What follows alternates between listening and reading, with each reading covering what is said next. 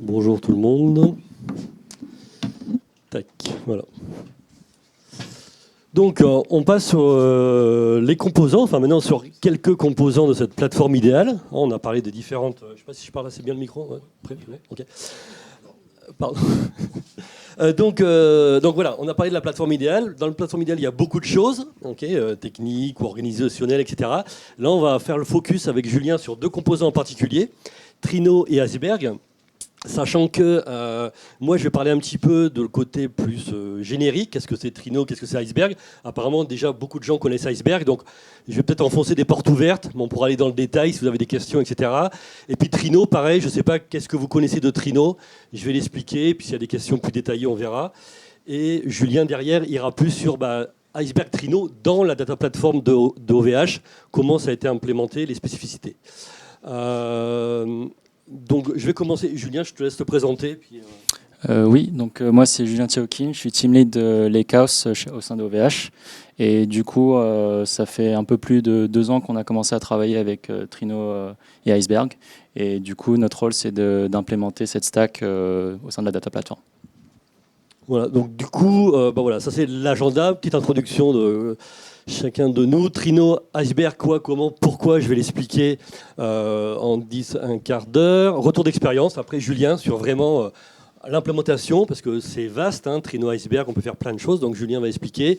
Et puis après, questions-réponses, là où tout à l'heure, autour du verre. Donc, l'introduction. Donc moi, Victor, je suis aussi architecte solution, chez Starburst. Alors rapidement, je ne vais pas vous faire la vie de Starburst, mais ça donne un petit peu l'histoire de Trino aussi. Starburst, c'est pour ceux qui ne connaissent pas, c'est un peu la version entreprise de Trino, comme je sais pas, un Confluent pour Kafka. Donc nous, Starburst, on existe depuis 2017, on est 500 employés, c'est une boîte américaine. Donc Starburst a été créé par des gens de Teradata et les gens de Facebook qui ont créé Presto Trino. Donc là, je rentre un petit peu dans l'histoire. Trino, en fait, pour ceux qui ne savent pas ou qui ont oublié, c'est le nouveau nom de Presto. En fait, ils ont dû renommer Presto en Trino pour des questions de légal. Presto, ça a été créé chez Facebook en fait, pour remplacer le moteur Hive, pour faire du SQL très rapide sur HDFS. Parce que Hive, c'est bien, mais vous voulez faire des requêtes en 2 secondes, c'est pas évident. Donc, ils ont créé Presto chez Facebook pour faire sur les terras de données des belles requêtes. Ça a été mis en open source. Et après, il y a eu un fork, il y a eu 2 branches, PrestoDB et PrestoSQL. PrestoDB continue sa vie quelque part, et PrestoSQL, ils ont dû renommer ça en Trino pour des questions de contraintes légales, parce que le trademark a été gardé pour Facebook. Bref, les fondateurs de Presto, avec des gens de Teradata, ont créé Starburst. Donc Starburst, aujourd'hui, on fait pas de 100%, je pense qu'on fait quand même moins. Enfin, il y a d'autres personnes qui contribuent sur Trino. Major, on est les premiers committeurs sur Trino, et donc on offre une version entreprise de Trino, on-prem ou cloud, etc. Donc, on va parler de Trino et Iceberg. Et à la fin, nous, on ne parle pas de data plateforme idéale, on parle un peu de Open Data Lakehouse. Et d'ailleurs, c'est un peu ce qu'a développé du coup OVH. Et on va voir pourquoi c'est bien tout ça. Donc déjà, Trino. Alors, je ne sais pas qui connaît Trino. Tout le monde connaît Trino? Ouais, quand même. Okay. Bon, alors, il y a quand même pas mal de gens qui ne connaissent pas, donc je vais rappeler. Et je vais expliquer comment ça marche. C'est un moteur SQL, open source, très performant, distribué. C'est du calcul distribué. C'est pas du Spark, mais c'est du Trino. Donc c'est distribué MPP, Massivement Parallel Processing, conçu pour requêter des grands volumes de données, créé chez Facebook pour requêter des pétas de données sur HDFS, mais pas que. Ça peut permettre de se connecter aussi à plein de sources de données pour faire ce qu'on appelle de la fédération. On verra, on peut faire en SQL, on peut faire une jointure entre Kafka, Mongo, Oracle et Hadoop. Zéro stockage. Trino, il y a zéro stockage. C'est un moteur. Il n'y a jamais de stockage. On pourra parler un petit peu du cache, mais c'est un moteur. Donc ça, c'est la définition. Donc, qu'est-ce que c'est Trino? Moteur open source, grosse communauté, j'en parlerai un petit peu. Haute performance, encore une fois, c'est du calcul distribué, MPP. Évidemment, on a un query optimizer, on prend la requête, on l'optimise pour la distribuer sur les nœuds du cluster. Ça supporte, ça c'est un gros problème de Facebook, la concurrence, haute concurrence d'accès, 2, 3, 10, 100 users. Après, il suffit de scaler, augmenter la taille du cluster pour scaler. Donc c'est très scalable comme moteur. Pas de vendeur locking, encore une fois, chacun peut l'installer. Même on commence à enlever des librairies spéciales qu'il y avait spécifiquement sur Hadoop, pas de stockage. On peut faire ça sur du S3, du ADLS, du GCS, du HDFS, etc. Pas de locking en termes de fichiers de format ou de table, hein, que ce soit là on va parler d'iceberg, mais ça peut être du Delta Lake, du Parquet, de l'ORC, du JSON, etc. Pas locké sur une database. Flexible, ok, je peux faire du SQL sur n'importe quoi. C'est vraiment, on découpe donc le stockage et le compute, hein, parce que c'est que du compute. Donc le stockage, c'est du S3 là dans OVH, c'est un stockage S3 objet particulier. Et le but du jeu, c'est faire, comme on disait tout à l'heure, hein, faire moins d'ETL, moins de déplacement des données. Donc voilà, donc ça c'est projet open source, moteur, scalable, haute performance.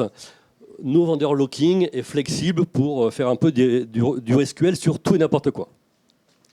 Donc, comme je disais, il y a une grande communauté, donc il y a un Slack, il y a des broadcasts qui sont intéressants tous les mois, avec des sujets variés, avec des partenaires, même OVH pourrait participer au broadcast de Trino si vous voulez. Il y a un Slack assez intéressant, donc vous voyez pas mal de membres, des contributeurs, donc une belle communauté qui est assez active. Par exemple, il y a une release, il y a une version de Trino tous les mois. Donc vous imaginez, tous les mois, il y a des nouvelles choses, il y a des correctifs. Donc évidemment, c'est dur de se mettre à jour tous les mois, mais ça bouge pas mal en termes de contribution et de commit. Donc ça, c'est la communauté. En termes de comment ça marche, rapidement, pour ceux qui sont intéressés, j'ai mis ça, mais c'est intéressant de voir qu'en effet, c'est un système de cluster. Donc j'envoie une requête SQL qui vient de n'importe quoi, hein, qui vient d'un moteur de BI, qui vient de... Il y a des librairies Python, on peut envoyer du SQL, ça peut venir d'une API REST, ça peut venir de ce que vous voulez. Il y a un nœud dans le cluster qui s'appelle le coordinateur qui prend la requête, qui la parse, et ensuite qui va rechercher les métadatas dans les sources de données. Donc ça, c'est des exemples de logos. On peut se connecter donc au fameux data lake, à des formats de table, Delta, Iceberg, Hive, etc., à des bases de données relationnelles, Cloud OnePrem, à du NoSQL, pourquoi pas se connecter à un Cassandra, un Elastic, un Kafka, etc. Donc, le coordinateur, il va rechercher les métadatas et les statistiques, parce qu'il a besoin de savoir un petit peu la tête des données, parce que c'est des grosses données, des petites données, etc. Et en fonction de ces statistiques, en fait, la requête, elle va être distribuée dans les workers. Donc là, on a des nœuds qui s'appellent les workers. Donc la requête, elle est schedulée, elle est distribuée. Et dans un monde distribué, vous savez qu'il y a, par exemple, faire une jointure. Comment je fais une jointure dans un monde distribué? Il y a des jointures à gauche, à droite, il y a de broadcast, etc. Vous savez que ça, c'est automatique. En fonction des stats, si je fais une jointure entre une grande table et une petite table, on va pousser la petite table sur les nœuds sur les workers. Enfin bref, en fonction des informations, la requête, elle est schedulée. Donc là, ensuite, tous les workers vont gérer une partie de données et chaque worker en parallèle vont aller rechercher les informations dont il a besoin pour faire le processing SQL et renvoyer la donnée au client. Okay, donc pas de stockage, c'est du process in memory, c'est du Java, hein, c'est une memory en Java pour faire ce calcul distribué. Donc voilà un petit peu comment ça marche, il n'y a pas de mystère, c'est assez simple et assez, on va dire, intuitif sur comment marche un cluster Trino.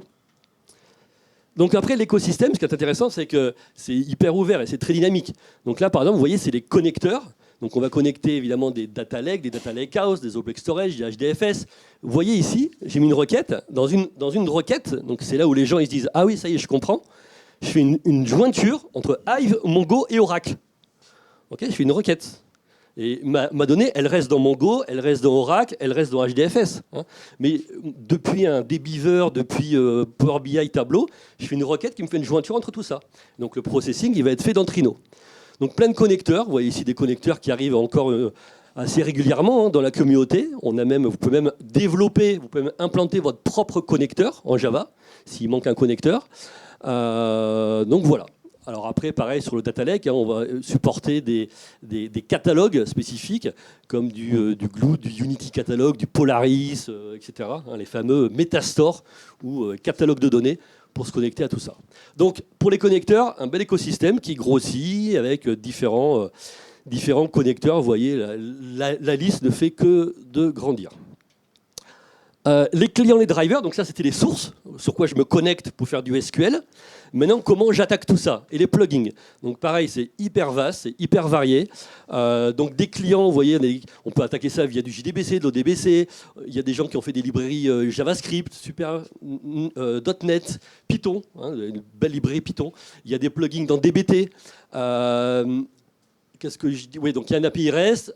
Donc on peut même soi-même implémenter son plugin pour un event lister, faire son connecteur, faire son UDF. On peut développer son propre UDF en Java, même si maintenant on a des UDF en SQL.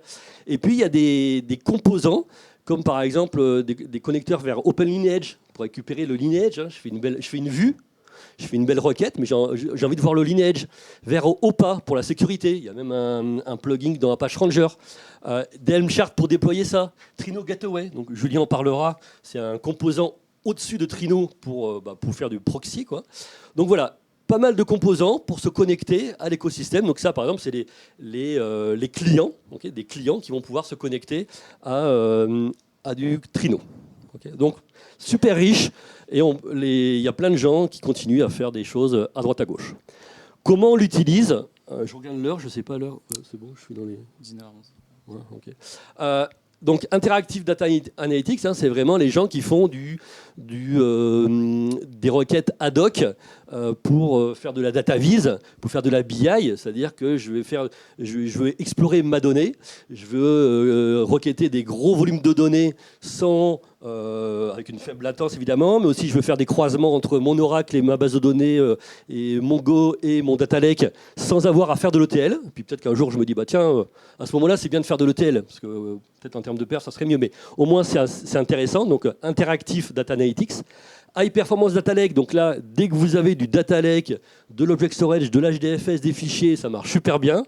Peut-être un des meilleurs moteurs au monde. Enfin, ouais, après, il y a les benchmarks, j'en parle pas parce que c'est toujours c'est très compliqué de faire des matchs, mais c'est un super moteur très performant. Donc peut-être qu'OVH pourra le dire aussi. Hein, c'est pas pour rien qu'ils ont choisi ça. Fédéré, donc là c'est ce que je disais, hein, faire des jointures entre tout et n'importe quoi, entre Kafka et Mongo et Hive et Snowflake, pourquoi pas. Et puis ce qui est intéressant, c'est un moteur SQL. Donc c'est pas que du select. On sait faire de l'insert, on sait faire de l'update. Et donc il y a des gens, il y a à peu près 10-20% des clients qui font de l'ETL, de ELT.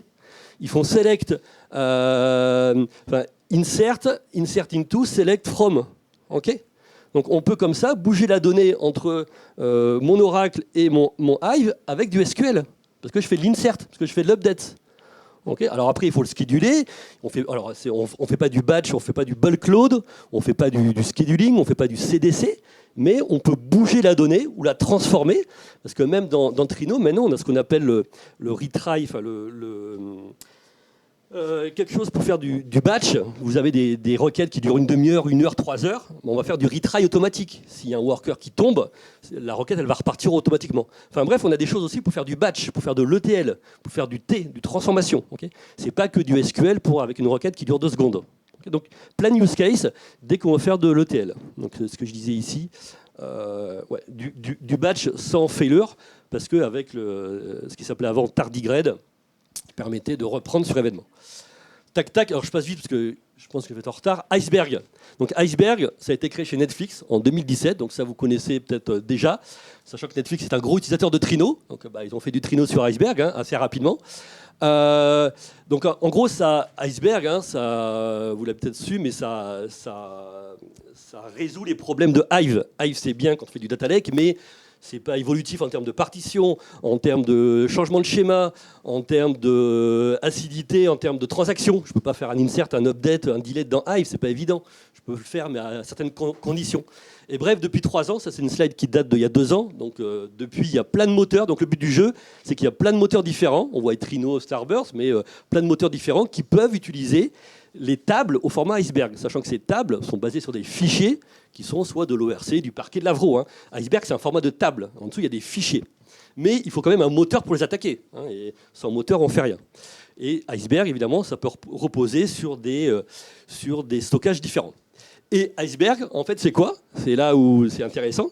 Ça rejoint le monde du warehouse. Okay, donc là, c'était notre ami Brian, qui était un ancien avocat dev chez Starburst sur Trino. C'est rigolo, en front, c'est du data warehouse, parce que j'ai toutes les fonctionnalités SQL, je peux faire du merge, de l'update, du delete, de alter table, etc. Donc c'est un data warehouse en front, mais derrière, c'est quoi? Derrière, c'est du lake. Derrière, c'est des objets, c'est des fichiers. Okay, donc c'est scalable comme un lake, à low cost, c'est pas cher de stocker des fichiers dans du stockage objet. On sépare vraiment le compute et le storage, les deux peuvent scaler de manière indépendante.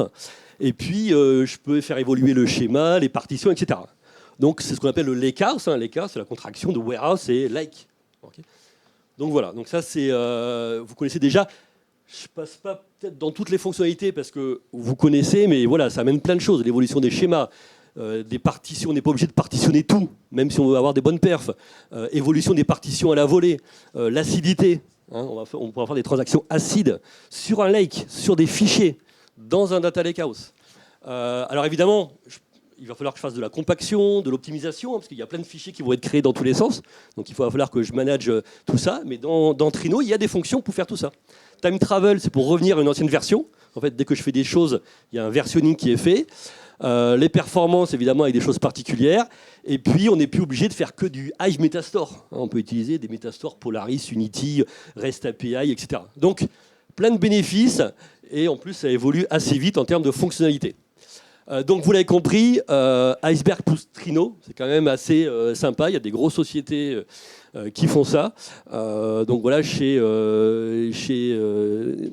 Netflix, ils ont fait assez rapidement du Trino et Iceberg.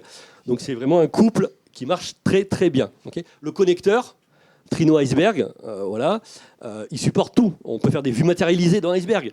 On peut faire du DML, etc. Alors évidemment, il y a des choses. Iceberg va vite, donc Trino va peut-être pas supporter les dernières choses, mais les développeurs Trino, voilà, supportent le partitioning, les sort tables, même des fonctions pour migrer les tables Hive, le format Hive au format Iceberg, etc., etc. Donc le connecteur Iceberg Trino, il est assez bien fait. Okay. Voilà, la roadmap. Enfin, j'ai trouvé ça comme information. Donc, sur Git, vous avez, si ça vous intéresse, les PR, donc tout ce qui est les change requests et les demandes par rapport à les pull requests sur Iceberg. Le connecteur, il va supporter, là, bientôt, ils sont en train d'étudier sur le branching et le tagging. Dans Iceberg, il y a possibilité maintenant de faire comme un peu dans Git, différentes branches, et puis même taguer ces branches. Donc, ça va être supporté. Je ne sais pas encore trop comment, mais dans Trino, a priori, on pourra choisir sur quelle branche je veux requêter. Le support de nouveaux types, nadoseconde, variantes. Il continue à travailler sur l'intégration avec des nouveaux catalogues, donc Polaris. Le support aussi, je ne sais pas si vous avez entendu, Amazon qui a sorti des types de buckets spécialisés sur Iceberg, donc supportés par Trino. Continue à supporter d'autres Metastore, vous voyez, même Google avec BigQuery sort son Metastore, donc pourquoi pas attaquer de l'iceberg depuis Trino via le Metastore de Google. Hein, parce qu'il faut un Metastore, il faut un catalogue, que ce soit le REST API de Iceberg, que ce soit un Metastore X ou Y, voilà. Pareil, supporter maintenant en écriture, parce que par rapport à Databricks, c'était qu'en lecture pour l'instant, ce catalogue. Et juste pour information, il y a la semaine prochaine un summit Iceberg aux États-Unis. Le 9, c'est virtuel. Donc je pense qu'il y aura encore des nouveautés, des annonces. Donc ça, c'est intéressant pour ceux qui veulent vraiment aller dans le détail, de voir ça la semaine prochaine.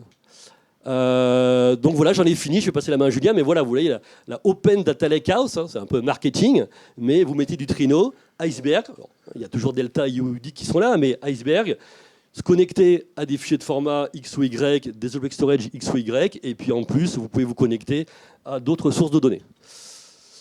Donc voilà, là je passe parce que vous aurez les slides peut-être, mais c'est les bénéfices d'un lakehouse, mais je pense que Julien va parler de tout ça. Voilà. Hop. Ok. Merci Victor pour cette introduction. Donc, de mon côté, je vais essayer de vous partager comment on a construit chez OVH Cloud autour de Trino et Iceberg. Donc, l'objectif, c'était d'avoir une plateforme de data partagée entre plusieurs équipes, tout en restant souverain, interopérable et sur une stack open source. Donc, cette stack, elle est en production depuis dans quelques jours. Donc, je vais vous montrer comment elle fonctionne et ce qu'elle peut changer, comment elle fait pour nous. Alors, pour ajouter du contexte, avant de rentrer dans le détail technique, je voulais rapidement poser le contexte de ce qu'on cherchait à faire avec cette plateforme. Donc, c'était de construire une plateforme de données mutualisée. Ensuite, d'avoir des multiplicités de workloads, donc pour faire de la BI, du debug, de l'exploration ad hoc, des équipes distribuées, donc besoin de découplage de compute et de storage, et une forte volonté de maîtrise de la stack et de la montée en charge.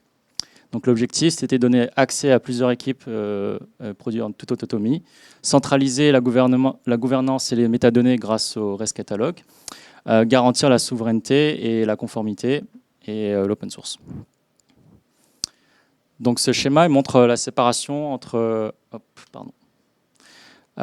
claire entre les couches de notre architecture. Donc en bas on a l'ingestion grâce à des engines, donc il y a PyIceberg, ensuite Apache Spark et aussi Trino.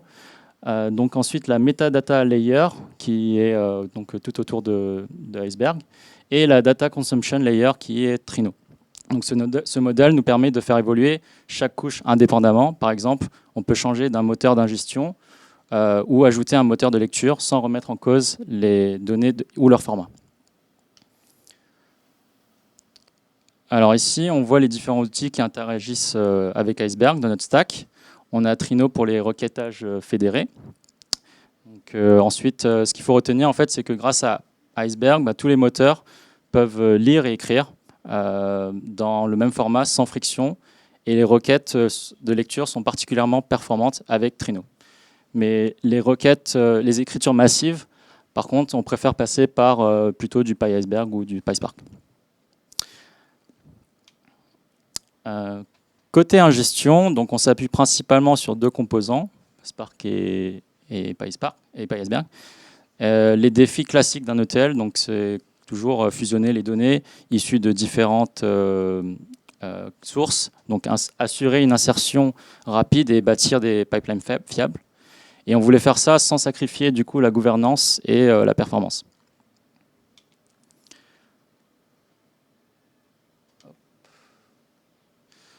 Donc pour vous donner un peu le schéma d'un typique flux de données. Donc cette slide, on va d'abord avoir de l'ingestion tout en bas, avec dans le lakehouse depuis diverses sources, donc du streaming, batch, base de données externe. Ensuite, on aura le processing, donc avec PyIceberg et Spark. La stockage, donc avec Apache Iceberg. La gestion des métadonnées qui est permise grâce au REST Catalog. Et c'est aussi le composant qui va nous permettre de centraliser la gestion des métadonnées dans les tables Iceberg. Donc c'est l'accès, le format, les évolutions. Et par-dessus, donc on va utiliser Trino pour faire des requêtes SQL et les utiliser pour générer des rapports de BI, de reporting, data science et de machine learning. Pour entrer un peu plus en détail sur le REST Catalog, donc c'est vraiment le cœur de l'architecture. C'est ce qui permet de découpler les moteurs de requêtes, de stockage et des métadonnées. Donc on a un seul point de vérité pour les tables, c'est d'avoir un accès par plusieurs moteurs. Et c'est aussi à ce niveau-là qu'on applique les règles de gouvernance.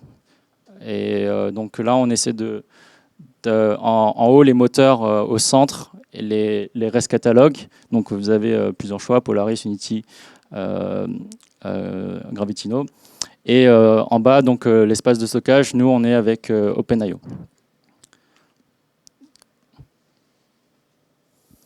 Donc pour parler un peu de Trino Gateway, pourquoi on a choisi d'utiliser cette techno.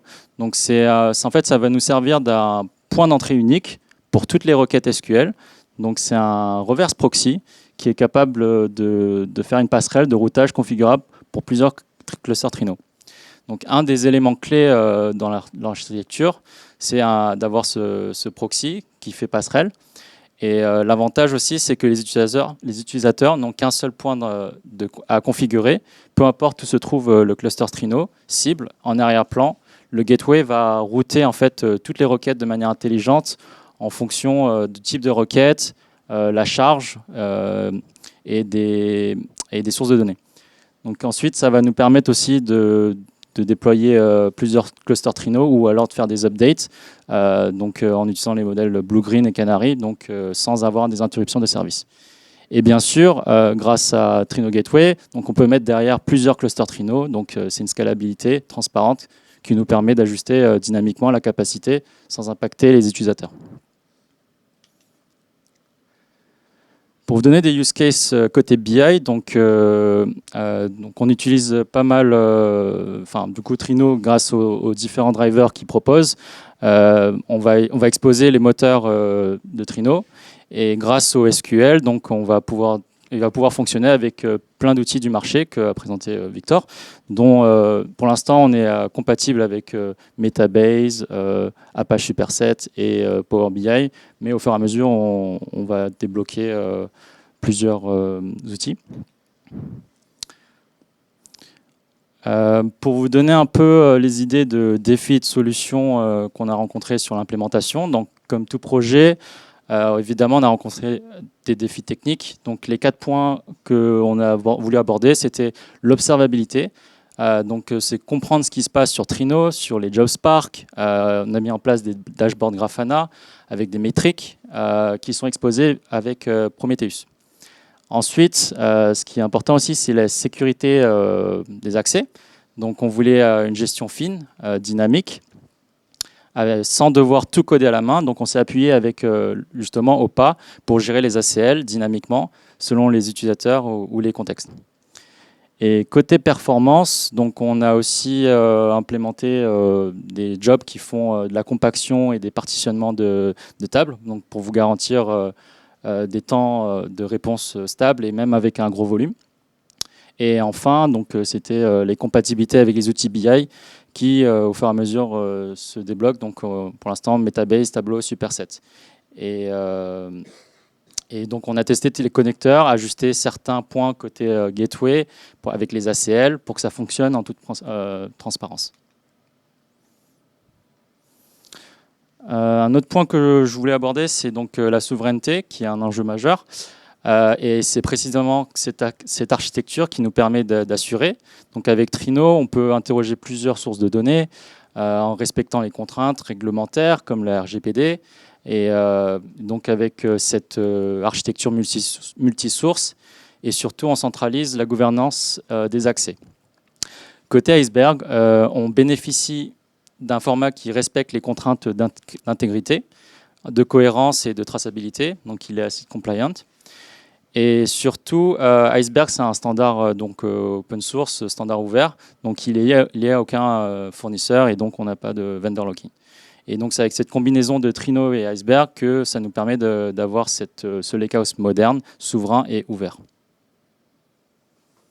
Donc pour conclure, cette slide, c'est pour d'abord un moteur SQL multisource, pour résumer.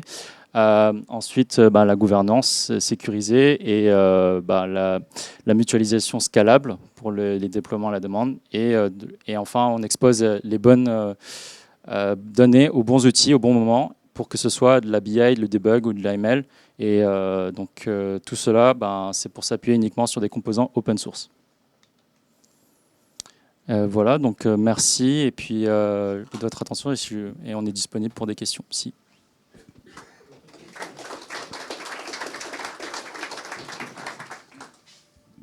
Bon, je ne sais pas si on a le temps pour une petite question, sinon on enchaîne, non? Moi, j'ai une petite question.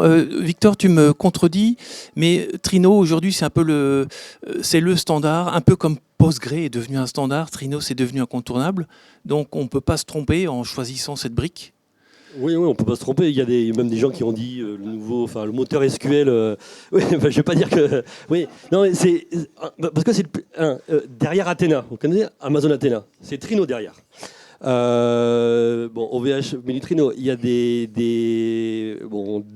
On a un partenariat avec eux, mais évidemment c'est du Trino. Qu'est-ce qu'il y a HD Insight dans Microsoft, ils mettaient du Trino.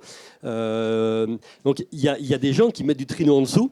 Bon, ça existe, il y a du Insight. Mais Trino, c'est utilisé. Tous les ans, il y a un Trino Summit en ligne. Je pourrais vous envoyer le lien ou les présentations. Il y a des gros use cases, des grosses boîtes. Je parlais d'Apple. Voilà, ça marche très bien. C'est très actif.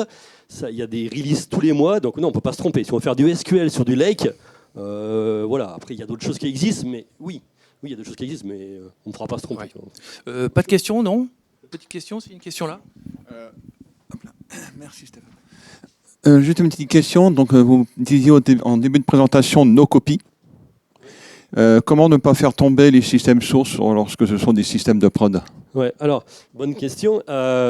Comment ça marche? En fait, je vais expliquer un petit peu, en effet, quand je fais une jointure entre mon data lake et ma base DB2 en prod, okay, si je fais une requête entre mon data lake et mes clients français dans DB2 en prod, Trino va faire ce qu'on appelle un peu de SQL pushdown. Il va demander à DB2 que mes clients français. Je ne vais pas remonter toute ma base DB2 en mémoire. Okay. Donc on fait un peu de requête sur DB2. Donc ça c'est sûr. Les solutions qu'il y a, il y a du select. Il faut bien qu'on fasse un select sur la base. Les solutions qui, alors nous Starburst, on a des solutions pour faire du caching, mais ce qu'on peut faire avec Trino direct, c'est par exemple des vues matérialisées. Vous pouvez faire des vues matérialisées. Une vue matérialisée, c'est quoi? Dans un Metastore, vous faites une vue matérialisée. Elle va être matérialisée, stockée dans l'Object Storage, dans S3 HDFS. Vous rafraîchissez ça tous les 5 minutes, 10 minutes, heures, toutes les nuits. Et comme ça, au lieu d'interroger tout le temps le DB2, vous interrogez une vue matérialisée. Alors, ce n'est pas la donnée de temps réel, mais c'est la donnée d'il y a 10 minutes, 1 heure, etc. Après, il n'y a pas de mystère. Hein. Il faut que j'interroge ma donnée source pour aller... Voilà, donc, mais il y a des idées pour... Ouais.